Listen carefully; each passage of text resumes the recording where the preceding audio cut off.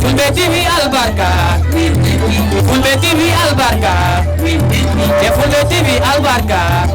beni ko suttini accini addi haala ala ko tongi geresi bontondirama ndare Fulbe TV ko télévision mo anduɗa kala ko anduɗa pularno e mum harayimo ton waɗe subscribe joni Fulbe TV no weli ha yimɓeɓe andanno ko hokko tabital pulaagu yahata e kala ko neɗɗo woni yo woniri Allah te ganden fof no wawo ha heede barke ala baaɗo barke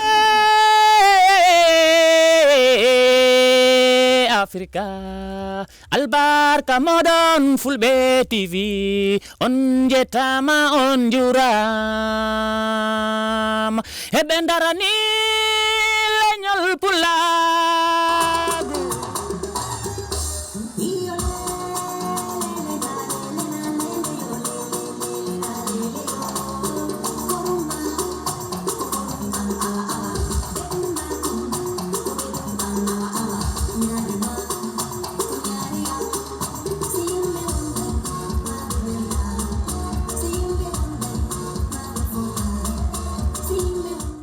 so batten ɗon enen mbiɗin goɗɗo ha mbawen heɓoɗo enen fof jehen so kulanamɓe ɓe ñala yo jawonnama yo ɓaɗinnaɓe mbaɗen ko yawi rek so joni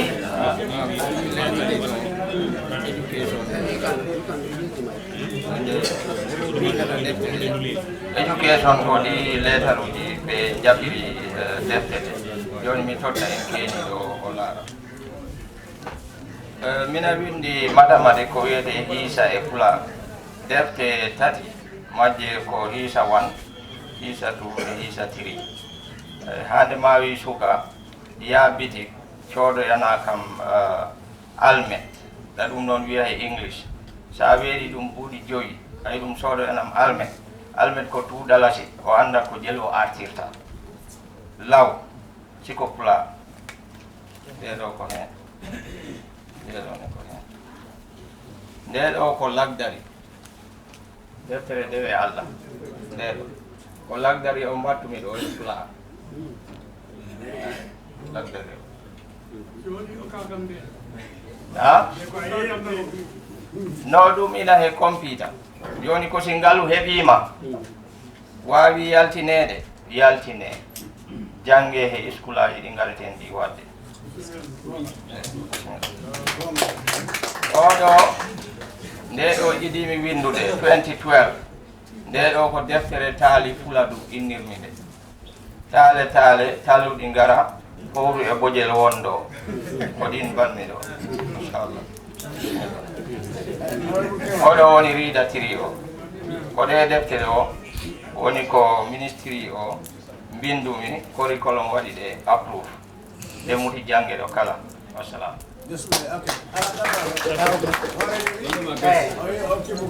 so Sidi den wi o tegi ujune tati pour wallide mo yo teftete puntine he machine haɗe mbawa heɓo so joni ko fawɗeɗen hen enen tabital pulaagu heɗen poti daro ballen mo heɓa big sponsor mo nanataɗe pottal leydi ndi foof e school aji ko oɗo woni yanimo motte noon actually koko poɗɗen darano saabu koko sellinta pulaar mo koko sellinta adamen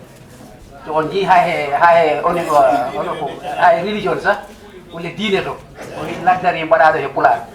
ko jii ko cegle ɗe fof o meɓi on noon kala mbaɗo e hunde ganduɗa ko jihaari kaɓeteɗa inchallah on woni Abdoulaye Ba ko on woni ligguey makko kanko sub e rewi hen Piji Ba e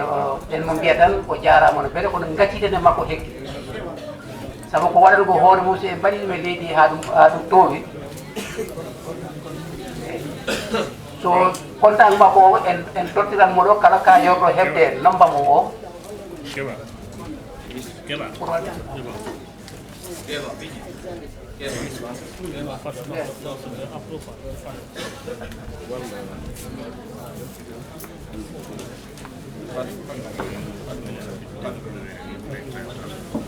ndeɗo woni deftere lagdari o woni oɗo lagdari e deftere saria enen fof gandi lagdari jannguɗo en fof e saria a andan no mbewnuɗa Allah ko bindaɗo e pulaar mbattumi ɗum fof ko pulaar mbattumi ɗum ɗo ko pulaar alphabet nde ɗo yiɗimi windu 2012 nde ɗo koni no mawɓe iɗo jooɗodatno e sukaɓe ɓe taala ha ɓe ɗano ko nden ɗon woni nde deftere taali fuladu taali fuladu taale talluɗi ngara howre ɓojel wonɗo en mbiyatanma Boulaye a jarama an haqqen députéji gondi ɗiɗo woni honorable Aliou Balde e honorable Birom Sow ɓe mbi kamɓe kadi ɓe mbaɗi 5000 walliddema pour ha defte ɗe jarda oɗo woni mathematics math e pular ko hiisa in wiyete hiisa in firti kisagol comme ça ƴefti ngoosi a yeehi e ngesa guerte dak hiisitoɗa funtina 2006 Ministry of Education ɓe gaddino kam school yaalal classe mo iɗimi o jangin pular on hitan grade 12 maɓɓe ɓen ɓuri dañ results moƴƴo e school e gila mo dari ha joni kon nden ɗiɗo ɗen jangina sukaɓe haalullaji men si en janginiɓe haalullaji men ko ɗonin ɓurata weere eyyi tubakoɓe ɓe jekkima en de ɓe jekkima en ni ɓe gari ɓe en totti haala mumen ɓe gari no ɓe mbaɗi en colonise ɓe mbi e tottiti en koye men joni ɓe garti ɓe gaddi haala mumen ɓe mbi yo en jangu kam te on jii China ɓuuri wat développe hande koko ɓe kalata Chinese Germany noon Spain noon araboɓe noon ko Afrique rek heddori ɗo haala wotka kono mbaɗen feere tinnoɗen sukaɓe men ɓe ɗen ɓe kalana pulaar hay e galleji he min mi yiyat sukaɓam ɓe goɗɗi cukalel gotel immorat nder saare to ngel ara ngel haala jolɓe ɓe fof ɓe kaala jolɓe haala coode ɓe fof ɓe kaala kono min mi wiyat ɓe ngare ga onon ko on jelo ɓe mbiya ko ɓe jowo walla tato mi wiya o ko hoko ɓe mbiya ko gooto mi wiya neɗɗo gooto taka gaccon haalullaji mon ɗum no tagi ɓe mbiya ala ɗiɗo mi nananno ɓe mbiya gorkoɓe debboɓe kettote sukaɓe mon ɓeede si ɓe kaala gorkoɓe debboɓe min noddaɓe mi wiyaɓe ko gorko wiyete he debbo ha joni ɓe gooti sa yehi e galleji fulɓe hande surtout he nder ɗi teeruji a tawat ɓe gandantuma hoore ma ko jolɓe gole ɓe kalata koko woni nañgo waayi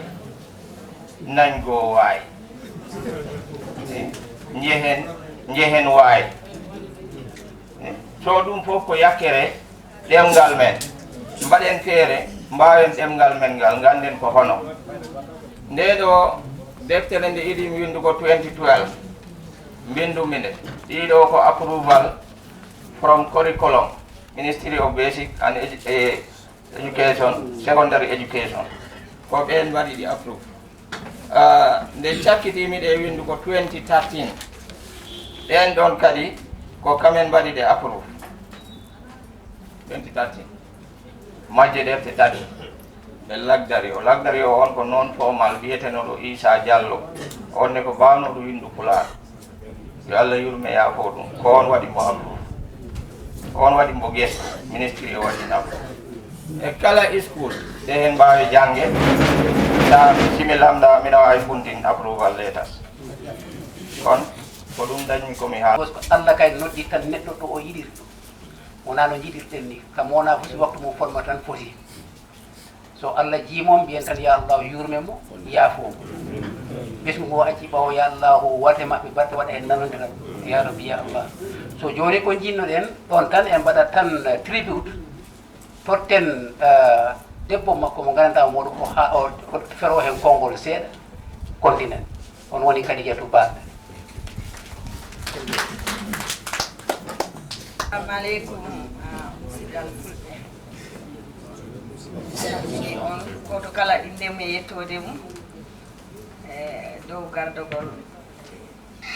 président Adama Barrow mi salmini on doole noon e fulɓe ɓe mbi haalawol gotol ɓe mbi sa yi lekki e ɗuman calɗi mum ɓe ndimbo yo weltor ɗaɗi sofo en calmini en ƴetti e dow yeesoyagal Adama Barrow e nder ñalawma o han eyyi wonani en weltare no feewi nde fulɓe jiiɗi inna jiiɗi baba e o jamandu bonaɗo en ɓooyi ɗum ɗaɓɓo en keɓani ɗum ɗum noon wonani en weltare nder leydi Gambia fi Adama Barrow wawa ɗo feññin fi tabital pulaagu yi'eɗo naneɗo e yakoranoɓe leyɗelje ɗe fof ngari ɗo weltori fi ɗum e mi salmini e imam Sare o mi salmini jarga o ko ɗum first of all guiɗito mi salmi sigo mi salmini e dental ngal yeesojo meɗen ɗum woni Sidi Dem en calmini hen aranɓe ɗo fi tawtorede jonde nde woni Sekou Mbalo e Lamin Broda an e worɓe am immorɓe outside ɓe sabu mi weltima no feewi e ɗo wonɗo minen hay hunde men mbawta wi tabital pulaaku sina alhamdulillah min jetti Allah min jettiɓe no feewi min jetti laamiɗo Adama Hawa laamiɗo barkinɗo Aliou Moustapha min jetti ɗum no feewi tawno kañum woni jiɗɗo fulɓe yiɗani fulɓe jam kam funtinire foyre kala ɗo pullo wonno mo tinima mo yi'ima ha hande damde nde fof yaari hunde wottere ko ɗum woni hamme Adama e laamiɗo Mouhamadou Moustapha e si neɗɗo wi haala ɗo history mum o en punnata sabu minen ala ko min mbawi haalsina men jetti Allah men jetti tabital pulaagu tawno tabital pulaagu nde ari nde walli fulɓe ha hande koye ɗum bonɗen ɗum noon ɗum mbawmi en wasiyade enen fulɓe Gambia en keeɓi lamɗo mum en keeɓi hellifaɓe mumen wiɓe iɓen mbaɗa support fi mbawen wat support sukaɓe nanggodiren bonen hunde wottere en kooti jantodiren dow inde horejo meɗen Sidi Dem jantodiren fi mbawen liggade ko yawtuno ko eko arata ko eko yawtuno ko boppen ɗum nanggen ko arata ko ɗum noon mi salmini on mi yetti on mi salmini hoɓɓe arɓe ɗo ɓe foof eyyi minen de komin tampatɓe tabital pulaagu biri go'o ha han ɗiɗi sabu tawno tabital pulaagu komin gandi ko tabintinalngol fulɓe ha sukaɓe men ganda aada meɗen o ko ɗum taki ha min nangi noon min cali ditto ɓaawo sabu minen simi haalani neɗɗo fof gonga e nder Gambia Boubacar Balde alambo ɓuuri ɗum daranade pulaagu ɗon ha han kala ko funti en fof funti ɗum noon minen min jetti Allah min jetti on no feewi e onon jegitani ko hanki ko ha han oɗon nangi ala ko min mbawi on haalande sina min calmini on min jetti on min jetti kala ko hawrunoɗo nde min jettani e min jejitani hoorejo amen ɗum woni Alaji Mamadou Madou Kande nde rumnode ko kañum min jocciti min jii to ɓaawde ko kañum ɓoliɗo gude mum yahani Gambia addoyi tabital pulaagu ha han yimɓe fof beltani tabital pulaagu min jejjitta ɗum ha minen fof Allah waɗat no waɗi fof ɗum noon ha joni ko nden darde wotere hande en gari e teb goɗɗo fi mbiɗen eɗen ndenda ɗum noon ndenden ballodiren ala mbo ɓuuri e goɗɗo e suudu baba goto fof nanguɗo fof ko suudu baba mum nangi ballodiren mbawen yaas laamu one watta hen men hakkille si taw en memama dula taw ɓe mbawat en wallu siko si en nangodirani ɓe mbawta en wallude de ɗi meeting aji mbaɗanoɗi outside sa yi laamiɗo horejo barkin laamiɗo Moustapha i en haalana inde ɗe saflay oya Mahamadou i haala fi tabital pulaagu ko fi yiɗande en jaam sabu ngaluji mum kewɗi ari he Afrique ɗo fi hoɗum kala ɗo wiyano meeting e ɗe ceeje Afrique ɗo ko kañum jawdi mum yoɓananno fulɓe hôtel ji mumen yoɓana ɓe pasuji mumen yoɓana ɓe ñameteji mumen hoɗum waɗi ɗum ko yidde ko woni ko sona ɗum mofta kalis muɗum o ɗum noon en ballama ha o wattu enen en ballodiren nanggodiren mbaɗen ko foti en ko hoɗum enɗam wona hakkudeji men darodiren ko yawtuno hanki mawɓe meɗen no nanggodirani no nanodirani mbaɗiren noon hata en keppu ko wonani gueɗal men wona gueɗal men sabu sa heppani ko a ji'ani tan wodi no woniroy ɗum noon ballodiren mbattodiren hakkille no feewi e goto kala heɓat hen ko foti ko heɓ eyyi si en keɓɓani tan ko noon fotiri sabu en keeɓi lamɗo mum waɗani en action fi mbawen rendu mbawen liggo mbawen heɓde ko woɓɓe ne keeɓi ɗum noon si en tenki tan en keɓat siko so en tenkani en keɓtani mi salmini on mi yetti on rewɓe Gambia fof mi salmini on mi yetti on ballodiren mbawen heɓde fodde men nde sabu han golla ɗo wi'a si debbo tawaka i mankante gonga ko onon keedi men worɓe keedi men yeeso ko onon bambani men siko minenne si men tawaka han on gulga to ɓawode ɗum noon yettitoɗe men no feewi gandon miɗen ɓawo mum miɗen caggal Allah miɗen caggal mi salmini on mi yetti on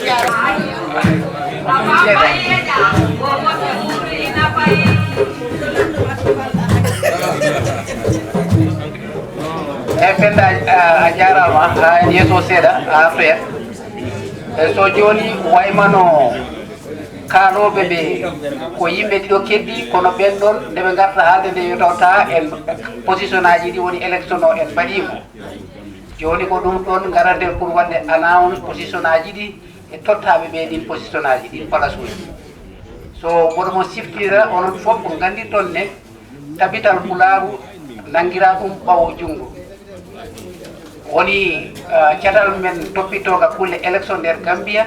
heɓe ngari yurnitade ko hono mbaɗirten élection o nde yaari lawol nde yarani lawol si yaari lawol ɓe mbaɗa sahen ɓe mbiya élection o yaari lawol ɓen noon heɓe ɗo joni noon ko liggey mabɓe yonti kono noon mbiyenne tan alhamdulillah élection o walla sélection mbiyeten ɗum waymano koko famodirano min nanno suudu baba siɗa si on poɗorita hunde ko yomo wona fof wona hoorejo tabital pulaaku Gambia eyyi fof yaɗama eyyi cukko ma ko sikkoɓe ɓe jeeyi ha yimɓe tato siko english mbiyen vice président président o mo dañi ballitoɓe tato so force vice président cukko ma ko go'o kala noddaɗo dal si waɗama approuve daroɗa yimɓe ɓe jiye eyyi so ko rewi hen woni e on jaboto homo ko hano beldorɗen o woniri to kono on noon omo waɗimo nominate eyyi sohode Binta Ba woni vice président tappo ko rewi hen ko woni bindowo mawɗo e nder association tabital pulaaku ko homo waɗa nominate ceerno Mballo e waɗi nominate Bouba Thiam approuve e oɗo woni secrétaire général tabital pulaaku Gambia inchallah ndewowo hen woni homo secrétaire général cukkuɗo e secrétaire cukkowo e secrétaire général o ɓe mbi ko min mi jatti so alhamdulillah so immoɗen ɗon joni garen ko mbiyata ko financial secretary woni nganu association o groupe o bindowo mawɗo mum o ko homo woni on omo watta nominate yes ceerno Mballo homo Dikko Ba eyyi Balde rewata e trésor ceerno Mamadou Ly eyyi assistant trésor Sadio Balde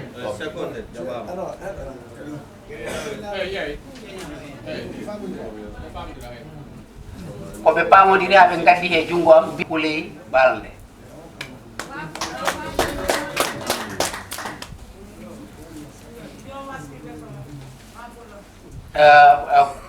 position ko mbiyata ko public relation officer walla mbiyen ɗemgal kafungal on woni ceerno Mballo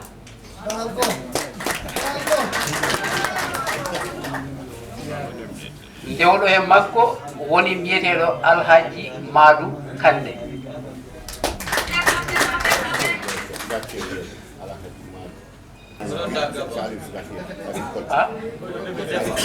amoto defeteɗo e on ɗonne kadi o alano moto defeteɗo so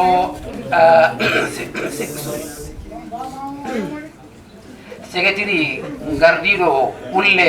aadaji men woni mbiyeteɗo ɓoyɗo Sarla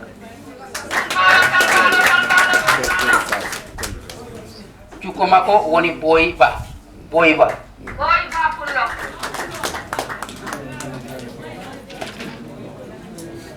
So secretary in charge of pour hakkude ɗo leydi men ɗo e kakule leyɗele e yimɓe men gonɓe caggal leydi on woni Kadijatu Balde.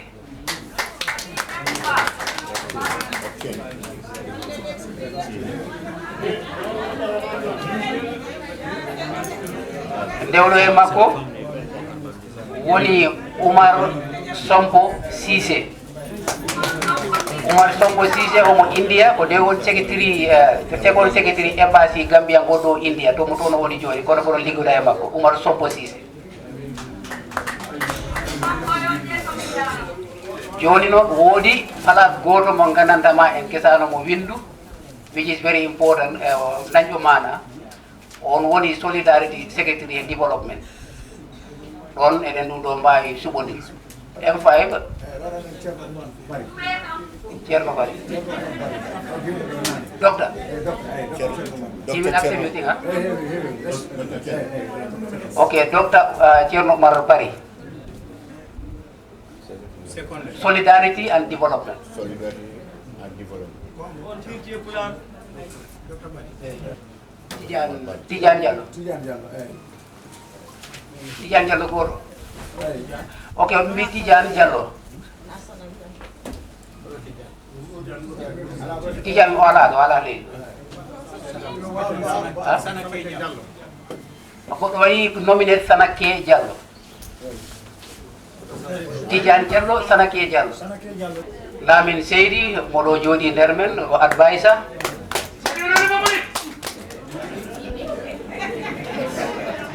Seku Balo ko advisor e tabital Pulaaku.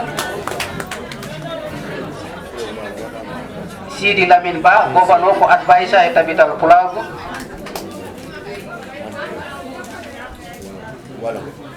Advisor Maudo e Walom Diallo, Honorable Walom Diallo. Honorable for my MP.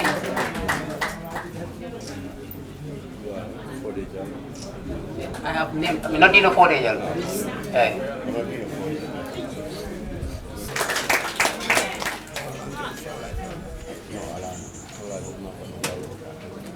Misiki advisor ini ko ni walo. So Mr. Khan, Mr. Jane, this is our election. Very simple. Or oppose, yes. Less expensive as well. Yes, less expensive also. So I don't know whether you would like to make a statement before any order about your observation or what. Yes, very well. Thank you so much, Honorable Dem.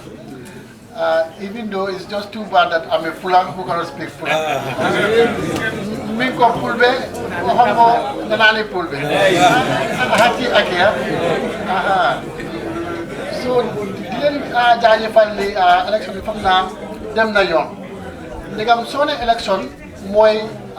niti andasi card, moy new tana senjit. Owi hen jiidi makko election o yaari lawol sabu ko haaldude hawre ko ono yiiɗo. Waaw waaye fii nag gis naa ne daal dem na si jàmm ñëpp nangutoo nañ si njiitu ñu tànn. Okay, now sorry. You speak in English for the benefit. This is only the changes. This one came here, this one came there. So everything is clear. Yeah, so it's very important that this is democracy, which is also part of the process of this organization.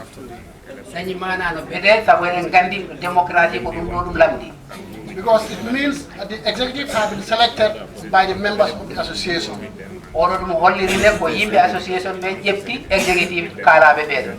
So that they can run the association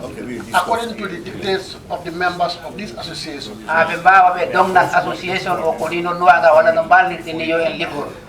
So of course, I think here the consensus have been very much applauded, because like the executive have been giving a further mandate to continue their work. woni wayno tan kawrondiragal ko kawɗo ko oɗo ka koni fonno yaade wayno ne joni en tottiti gonnon ɓenɗo yoɓe gonɗon duuɓi 4 ɓe dongdana men association o. So I believe they've been doing a good job, and you still want them to continue doing the good job for the association. Way manon gonnoɓe toon gila law ha joni ɓe tottitama on holli no mbaɗirnon ani ko noon hanniri boɗo jiiɗi wa continue noon. So this is why the election is definitely non-controversial. On waɗi élection o en jiya hen ben caɗele. Because it seems only positions are unopposed. Way mano position aji kala ɗiɗo fo ala mo wi ala min mi yaada e oɗo fof koko yaada. So we thank you all for your participation in this process. Thank you. ɓeɓen jarna enen fof ni no nawirɗen ni élection o inchallah. So onon ko tegeren hen ɓeɗo koɓe imminira ko yoɓe ngar kamɓe kadi ɓe ndaara no mbaɗirten. sabu so en mbi tabital pulaaku en kaali se a wi international tan woni ko local heeɓi international dowri heɓo leyɗele nogaade jeegom kawri wiya international ɓeɗo ko heɗen leyɗe ɓe immori he maƴƴi goɗɗe he maƴƴi eɓe jogii hoorejo mission mo ganduɗa on ardi mission o woni secrétaire député secrétaire général woni Abdoulaye Bari ñamata ñebbe yo joni noon kono ɓe kaaldino ɓe kawri ɓe totta Congo docteur Abdou Ba jogiiɗo affaire langa pour haalulaji men no mbaarori no bindirte no jangirte on ɗon kam kadi o haala o laari no mbaɗirten fof o tegana men hen Congo daña ko acciri men kanko so ɓayde o heeɓi ko o naftori kanko kadi o daña ko acciri men ko naftorten inchallah. Doctor, you are welcome English.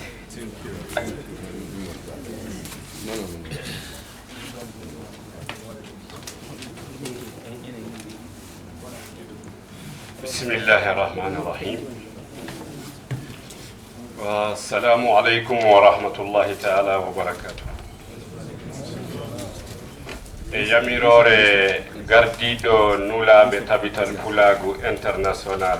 monsieur Abdoulaye Bari ɓe tottitimi konngol e tabital pulagu international ko teddungal ko ɗongal ko adi fof ko yettude Allah yettude Allah kan ɗo yettede o ñawanowo en ɗo nde o wela nde to o wela to nde ɗo o wela ɗo ɗum nono ñawani en ɗo hande ɗum ɗo wawi wadde ɗo en e nde ɗo ñalade hande e ndiɗo leydi men hande wiyetendi Gambia e musidɓe men jiidiɓe men yumma e baba ɗo e Gambia ko yettude Allah. caggal yettude hande yettede o en yettat gonɗo sababu o walla wonɓe sababu ɓe kala mo yettani sababu o yettata Allah man la yashkuru nasa la yashkuru Allah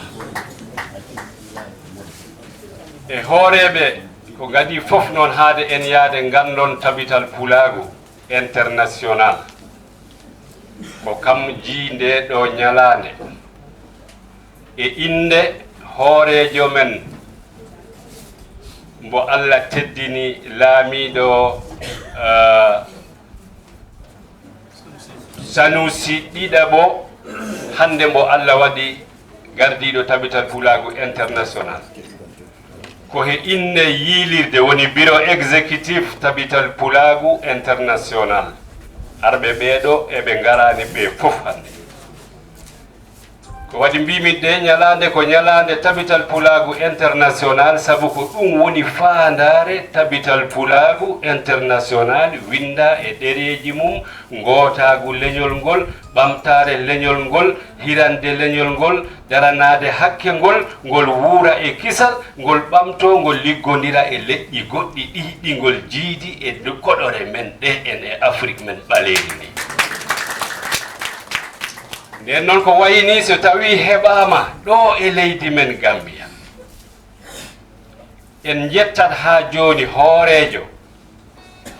men tedduɗo men ne wiye ko hoorejo Gambia tan kono min mbiyami ko hoorejo Africa woni His Excellency Monsieur Adama Barrow hoorejo leydi Gambia sabu o darani ɓiɓɓe Gambia fop miɗo o rewindi hen ko heewi kawre ɗo waddata wona e fulɓe tan ko he leƴƴi goɗɗi ɗi fof wadde kala ɗo yi wonde no waɗi kelol ma o waɗa mesalal walla petol o ñoota ɗum ɗo no hawrindina ɓiɓɓe leydi Gambia ɓuri hen ɓadade en noon woni enen fulɓe ko dañnoɗen gonka ka gonɗoɗen ko hanki e ngal ɗon luural hande Allah ñaawi ɗum woni hande e jungo mum e tawede mum e kadi baɗal mum fof e wallidiɓe mum ɓeɗo ɓe jangtotoɗen fof ha ɗum wawi laatade e ñawore Allah ndegi siɗa yaaha enɗam tan Allah tawtanma hen e wallidiɓe hoorejo o eɓe ganduɗa kamɓe ne gila ɗum fuɗɗi komin ceedoto hande ɓe ñallinani ɓe ballinani ɓe gandi hanki tumande ɓe gari ha ɓe gari salminoyde ɓe ha ɗo ɓe jooɗiɗo hande eɓe paadi temina laaɓa eɓe gacci golleji mumen e galleji mumen goɗɗi kono ko haaju woppete haaju yahe nden noon en calminat heen jetten mawɓe ɓeeɗo wonɓe yeeso men ɗo en e woɓɓe ɓe garani ɗo en ko adi heen fof mawɗo men tedduɗo men Seeku Bali Seeku Mbaalo jamɗo Seeku Mbaalo mawɗo men Seeku Mbaalo wona hande fuɗɗi sabu min ngari ɗo tabital Pulaaku min garti ɗo kono kala nde min ngari kala délégation nde ari so naati leydi ndi o ñallinta o wallinta ha ñande min mbayni ɓe joni o wiyaɓe bay bay wa rahmatullahi wa barakatuhu o tidde tinnare cuusal e caasal he ko joomum woni ko waɗata hunde nde yaarude yeeso en jetti hen Allah en jetti mawɓe ɓe en jetti mawɗo men tedduɗo men Demba Sabali e darnde nde ɓe dari ko wallidiɓe hoorejo en detti mawɓe men tedduɓe men Lamin Seydi en jetti mawɓe men tedduɓe men gouverneur Sidi Lamin Ba jooɗinoɗo oɗo joni on nani haala ka o haalida e woɓɓe he woɓɓe ɓen mbawata limtude sabu doggol ngol no juuti kono kamɓe fof ko lappol gotol faade to to fandare men nde paaɗen nde si en tinnima ɓe nanguiranat en de sabu en jii koɓe mbaɗi ko ɗum ɗo laaɓani en tos caggal ɗum hanki won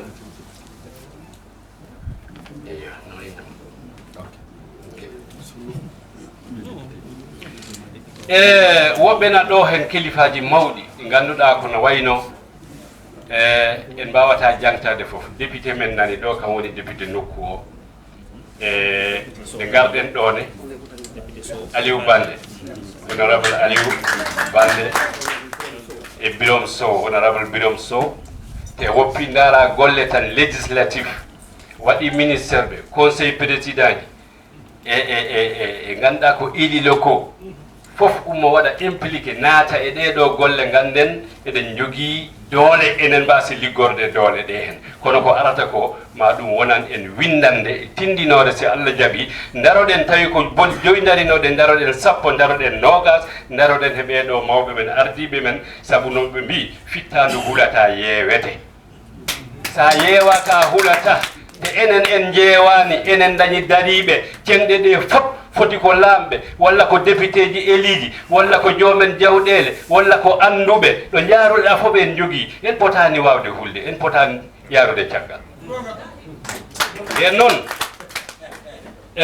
en jettat ɓe ganduɗa kamɓe gonɗo ko ardi tabital Pulaaku e gonka yawtuka ka ha hande en immima e yolde en naati e yolde wonde ɗum noon yo janggo ɓuran en hanki en jettat alhaji Mamadou Madou Kande eɗen tori yo Allah ɓeydumo cellal sellira en nani ko hoorejo haali e makko ko Allah woni seede en jettat mawɗo men tedduɗo men mbo fof en ceedani moƴƴere e darde tiinde wondude tinnare ko alda he amde ko alda he ngoodde ko alda e yaarude hen caggal wano hande mawɗo Sidi Dem daraniɗo en ɗo gardiɗo tabital Pulaaku international sabu tawi yimɓe ɗiɗo ɓe pooɗodira a nanngingol ga oya nanngingol to ɓe pooɗodiri o fooɗi gaɗiɗo accu o ko o hisata sabu a accat an oya yandoya he ko foddata ko hen kono ɗum wona ɗum waɗi hay goto yanani kamɓe fof ɓe gacci e hakkude he yani poɗodiral ngal yahi kamɓe ɓe keddi ɓe gondi e teddugal yo Allah ɓoynungal ɗon teddugal e caggal noon hande bandiraɓe ɗum ɗo heɓama ɗen gandi fuɗɗade moƴƴere wona ko weeɓi saabu fuɗɗode fof koko jalni kono andi ko ɓuuri sattude rende nden ɗon moƴƴere ha nde wuura nden noon hande ko rende nde ɗo moƴƴere heɓande nde hen ɓuuri sattude hombo woni gaynako ngal ɗo kawral ko enen fof wona ardinaɓe ɓeɗo hande tan nde ala ko enen fof debbo on gorko on suka on mawɗo on fof mo jogii darnde nde o waawi wadde mbaawen heɓde ko woni faandaare tabital pulaagu sabu faandaare tabital pulaagu ko enɗam ɗam ko ɓamtaare nde ballondiral ngal en daraade wuura e kisal wuura e ndimaagu dañaa golle njannga mbaawa wadde ɗum ɗo fof e wuurude ɗemngal ngal ma en ngaro he ɗemngal he sabu ko ɗum woni minen golle amen nden noon ko yettude Allah nangen ɓeyden hoko heɓako min ceedima ɗo hande monsieur Bari e inne tabital pulaagu ko adinde min garata ɗo Gambiya min nani min ngari min ceedanima guite amen ŋaas ko min pofno moƴƴere nde wonde ga min tawiga moƴƴere ɓurde nden ɗum ko yettirte Allah yettirde wonɓe sababu ɓe nden noon hedditi ko lappol gotol en gandi noon laawol ngol no juuti te ngol ƴaggi ngol ɗaatani de dongal ngal na teddi wadde hono mbaɗeten tawi yolle nde nde juuti te bolol ngol ɗaatani ngol ƴaggi ko ndowdiɗa ko ina nisi hono mbaɗata ha jottoyoɗa ko ganuma mawɗo kono fulɓe mbi pelliɗɗo anani nden noon ko gueɗe ɗiɗi mbaweten hebde jaren yeeso caggal nde en gandi kayɗen jogui bawe ɗe foof bawal gandal bawal jawdi bawal laamu e bawal kala ɗe bawe ɗen ɗe jogui ko ma joguitoɗen joguitari neɗɗo siɗa yaha yolde a jogitto jogitari woni armé ma jogoɗa armé siɗa yaha ɗo ganduɗa koko satti mbiɗen lawol ngol no juuti siɗa yaha lawol juutgol yolde juutte ma joɓoɗa siko karaw ma siko kodde ma siko ko ɗum wawi wonde fof mburu mbaɗa e fof joɓoɗa sa ñalama ñama hen mbawa jokku lawol ngol saabu ngol juuti hoɗum woni noon armé mo joomum jogoto woni jogitari ndi o jogoto e ngol ɗo laawol ngol daɗɗuɗen e hoɗum woni jooɓaari ndi o yooɓoto ɓuru moƴƴude e jogitaari fop ko pellital pellital ma an ɓuri jooɓa woni jogitaari ko ndi mawni mawni fop so tawi a fellitani ngallo ado ngo a weddoto jogitaari ndi ndoga nden noon ko pellital hande en piɓi koye men fulɓe noon mbi neɗɗo ko konngol mum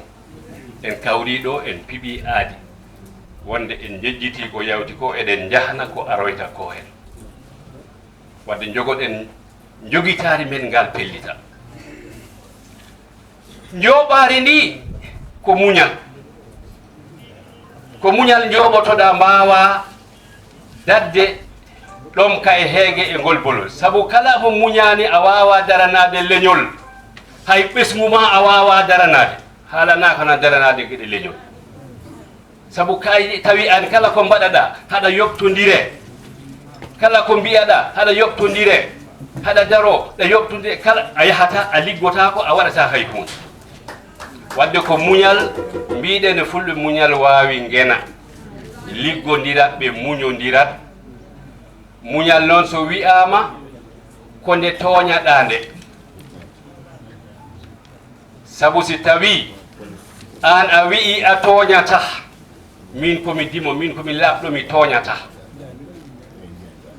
kono kala toñɗo kam min mbaddata wallahi ko an woni mawɗo haɓeteɓe o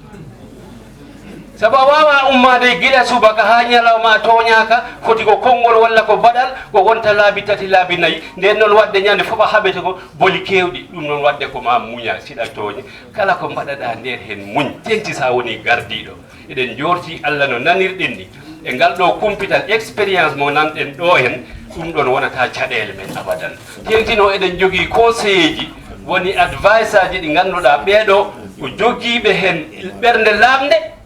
jogiiɓe hen kumpital jogiiɓe hen baawal te jaraniɓe wadde hen te en ceedima ɗum ɗon waɗiɗo fa lillahi alhamdu wadde nden wota en kul wota en jaaru caggal wota en duttano ko yawti ko hen ndaaren yeeso jaaren yeeso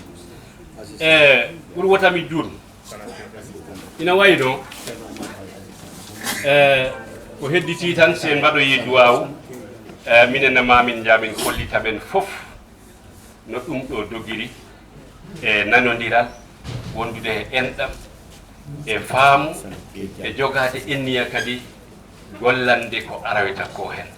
en beltori en jiino biro ngo waɗirani rewɓe worɓe ukkodiri ko ɗum woni ko haani sagataɓe e mawɓe natodiri ko ɗum woni ko ɓuri sabu no mawɗo o haaldirno naane ni hen koko wonata